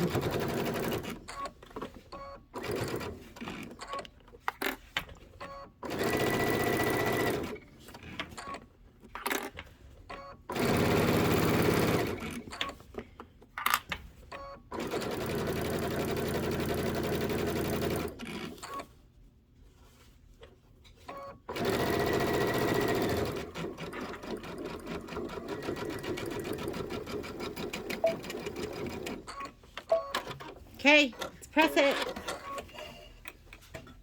You know what? Before we press that, let's go ahead and I am going to sew my my bitty blocks onto the end of these. So 2 of them I'm going to sew the bitty blocks onto. See, this is 1/8 of an inch, and so that's going to get encased. The other one doesn't get encased, which makes me go, they should make that 1/8 of an inch and not a 1/4 of an inch where we have to take it out.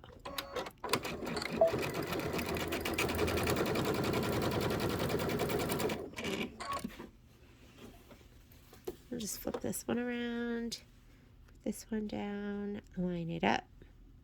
Oh, and I wasn't even paying attention. Let's look. Because you do want these to face a certain direction. So I could leave it like that, but I really think, and let's look at the picture.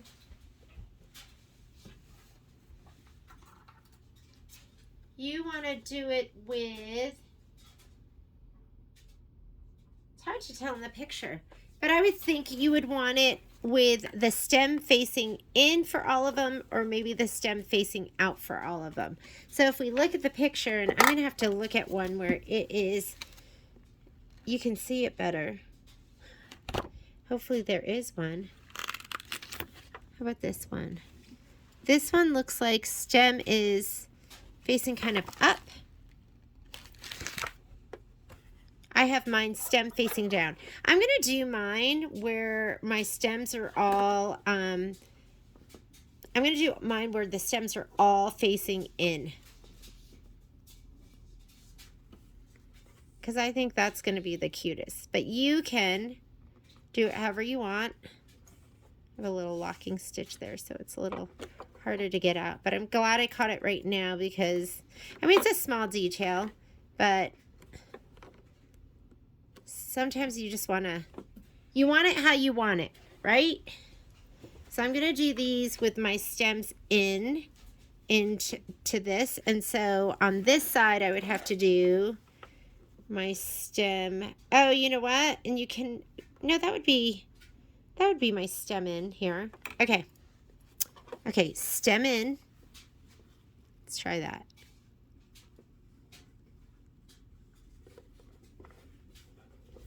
Then I'm going to have to pay attention to what's the top and the bottom.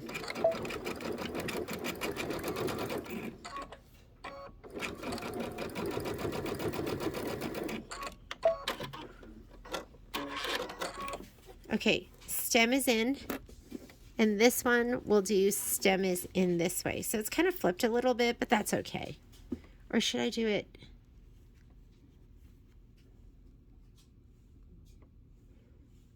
I can't decide. Okay, I'm going to do, so this is stem facing this way. I didn't mirror image, so you can't really get it to where this is going to be stem in unless I turn it this way. I'm just going to do it like that. Nobody, I doubt anyone is going to look at this, but that'll make sense to my brain, and I just need a plan.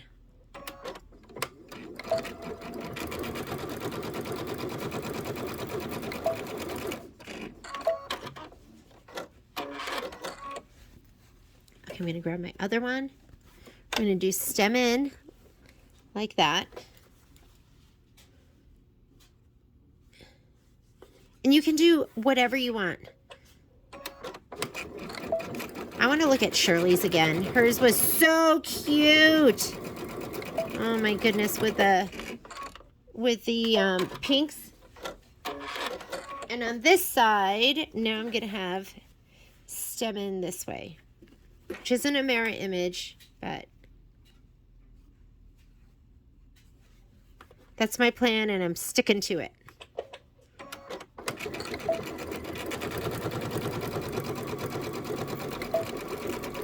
It's the little details. If I hadn't done it, it wouldn't have made a difference. Okay, let's go ahead. We're going to do some pressing, and then we're getting ready. We are getting close. I should probably get my binding strips ready too.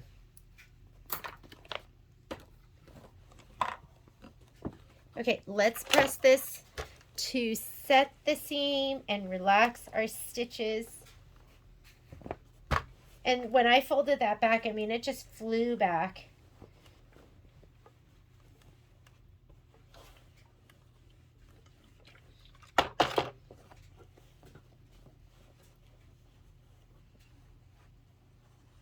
And this gets bulky here, so we'll go ahead and trim that a little bit.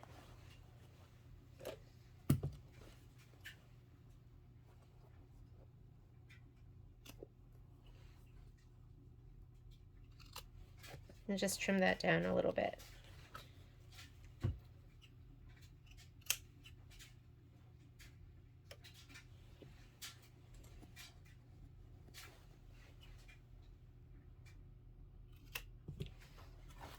Okay, just gonna press this down, just press it from the back.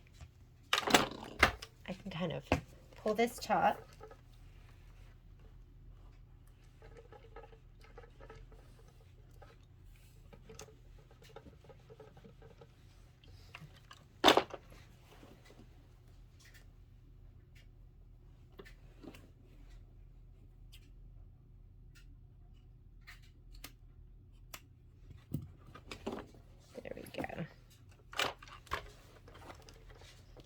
And press it, and guess what? I'm going to clapper it.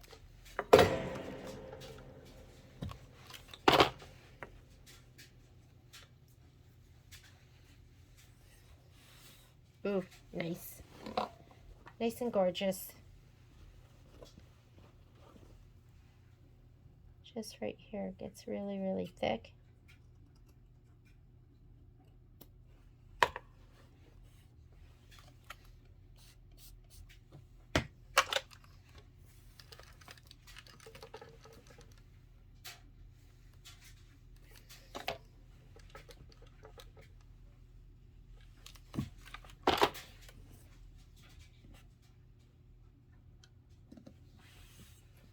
Okay, let's do this one. I'm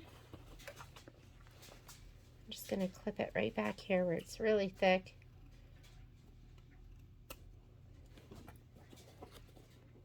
And right back here.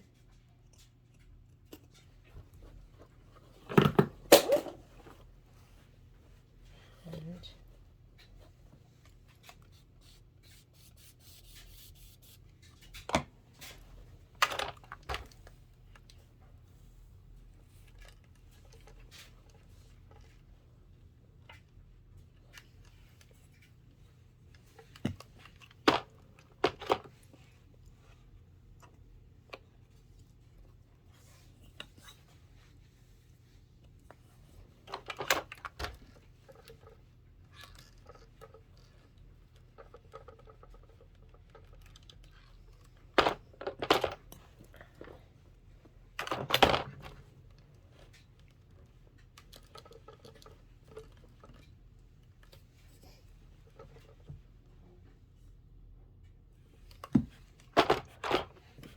make it flat. Okay, we are ready to put on, is that coming together and looking so adorable? I'm going to put on my side pieces. So let's go ahead and just sew down 2 of the skinnier side pieces that don't have the itty bitty block on it. And then we'll add the ones that do have the bitty blocks. And then we're ready to layer and stitch in the ditch and then add our binding, which I haven't created yet. So maybe I'll do that too this round. I'm going to sew my binding pieces together. Okay, here we go.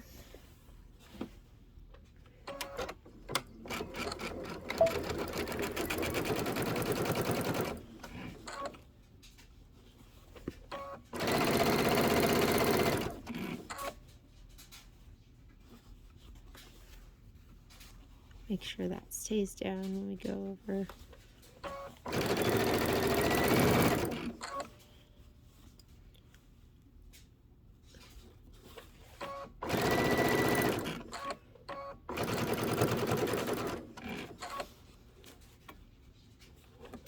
Look at your end and just make sure it's going to match.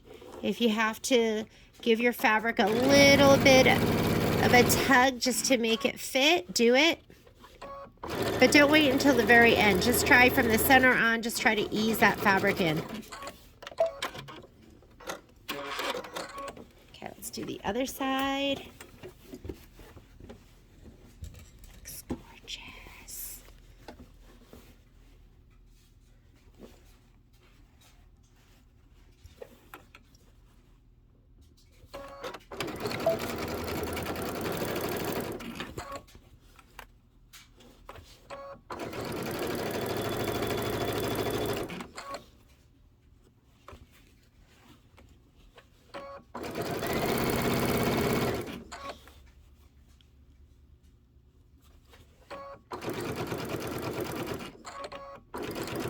I love this machine. I feel like it's so strong because some of this can get really thick.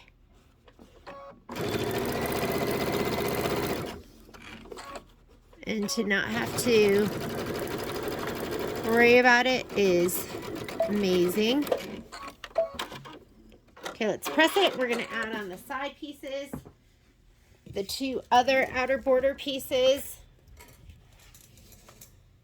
I'm going to have to evaluate because I thought I was recording. I was like talking to you and saying all sorts of stuff, and then I looked and the record button was showing, which means when I am recording it shows a pause button. When I'm not recording it shows a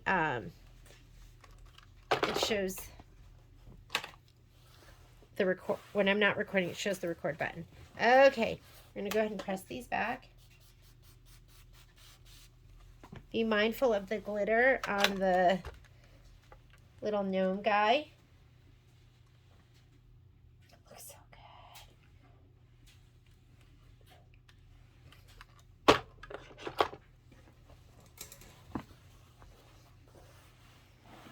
Give it a little finger press, best press, and iron.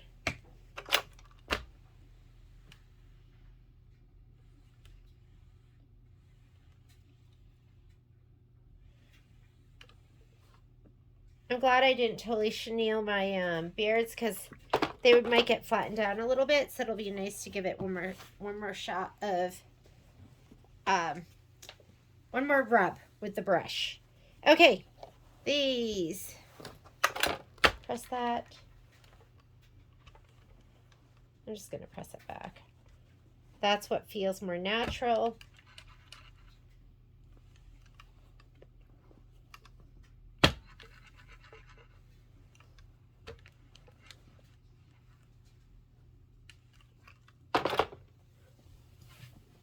Do these two.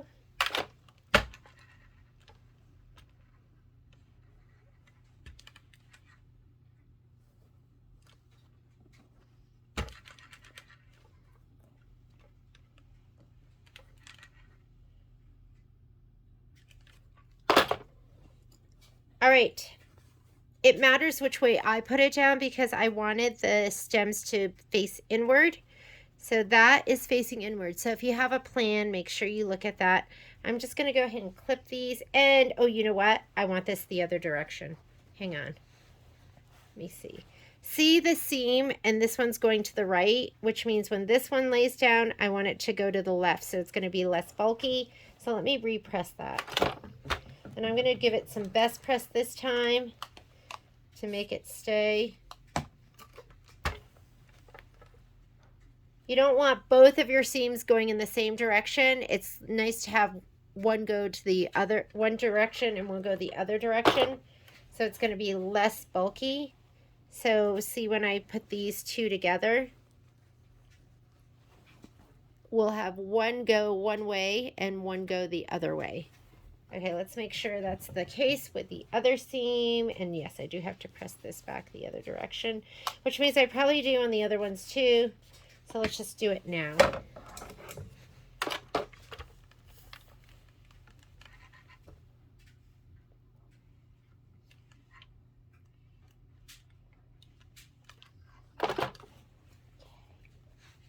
This one.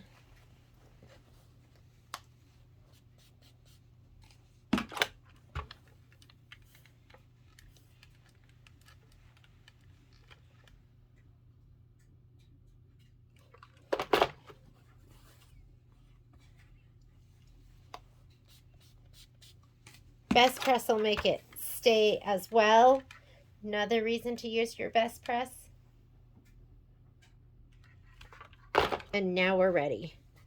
So let's go ahead and I'm going to clip this. Make sure my seam is matched up under there. I'm going to clip it. Put a clip on either side. Same thing over here. Peek underneath. Make sure that seam is lined up, and I will clip right and left. The seams, that's the most noticeable thing. So I'm not really worried about the middle part. I'll just ease the fabric as I go. Let's do the other side. Peek under here. Make sure that is lined up.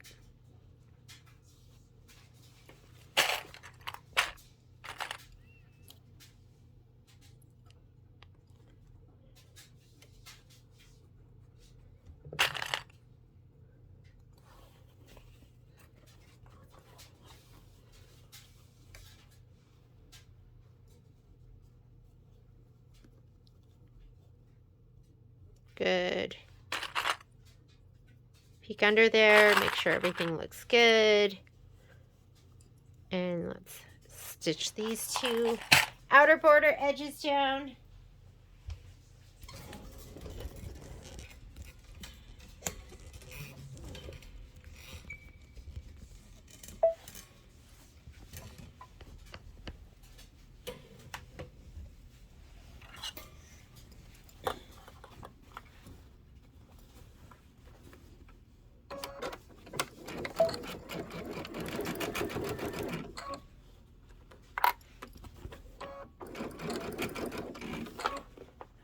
sure that is going in the right direction, which it is. I want to make sure it didn't get pushed back by accident. Okay, and now I'm going to pay attention to how this is fitting together. Make sure that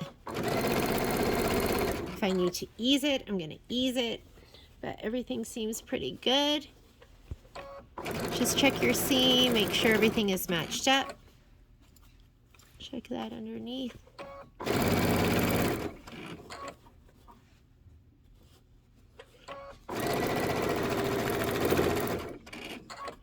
He didn't want to go over that seam, did he? But he did.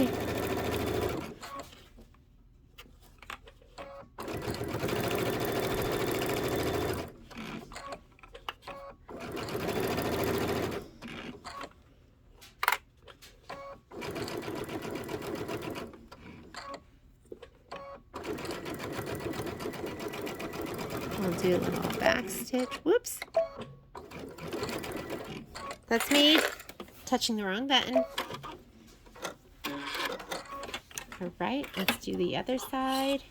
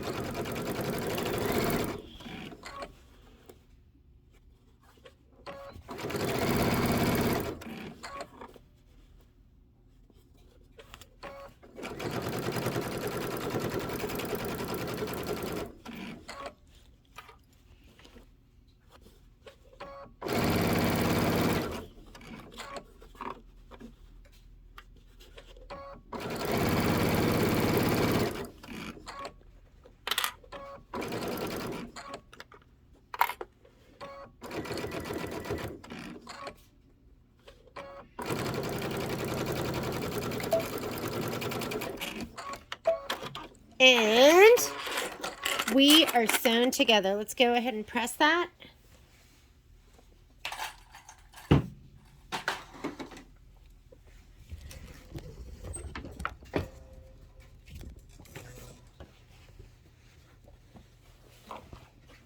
I'm going to set the seam just by giving it a little press. And then I'm going to see which way it feels more natural to fold this back.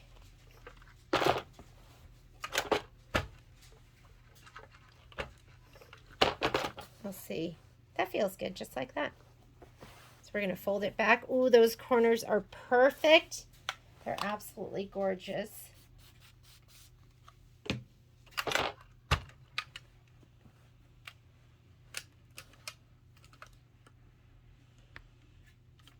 Everything came together so beautifully.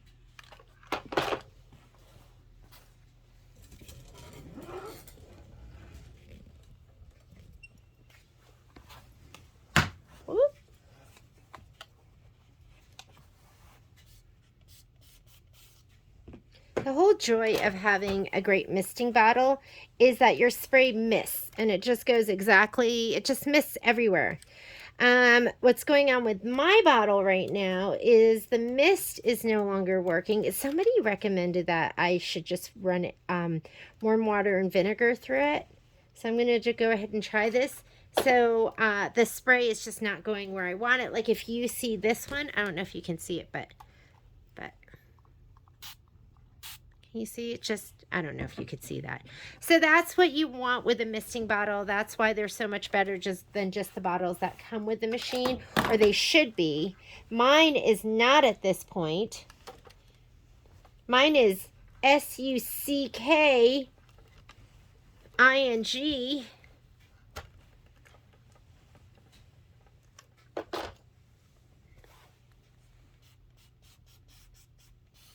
I think it heard me talking about it.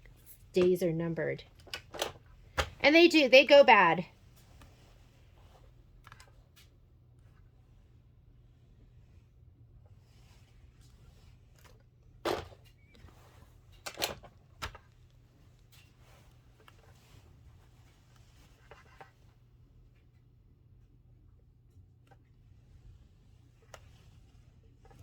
And we are done with our top. Is it just adorable?